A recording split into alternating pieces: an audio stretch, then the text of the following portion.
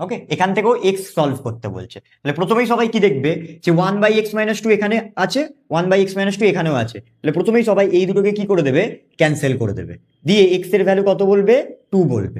আমরা কি বলেছিলাম, এক্স এর আগে দেখে নেবো যে এক্স এর ভ্যালু কি হতে পারবে না। এখানে যদি এক্স এর জায়গায় 2 বসাই তাহলে 2 - 2 কত চলে আসবে, 0। তাহলে 1/x-2 এর পুরোটার ভ্যালু কত চলে আসবে, নট ডিফাইন্ড। এটার ভ্যালু কত চলে আসবে, নট ডিফাইন্ড। কেন, এক্স এর জায়গায় যদি 2 বসাই, 2 - 2 0, তাহলে 1/0 মানে কত চলে আসবে, নট ডিফাইন্ড। তাহলে এই অঙ্কের ক্ষেত্রেও প্রথমে কি চেক করে নিতে হবে, ডোমেন। ডোমেন আমাদের কি বলে যে এক্স এর ভ্যালু কি হতে পারবে না। এখানে এক্স এর ভ্যালু কি হবে না, কখনো 2 হবে না। এখানে এক্স এর ভ্যালু কখনো কি হবে না, 2 ছাড়া যা খুশি হতে পারে। 2 যদি হয় তাহলে এর কোনো সলিউশন আমরা পাবো না।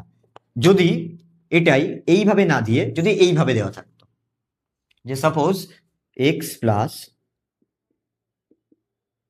এখানে 2 এর জায়গায় যদি 3 থাকতো,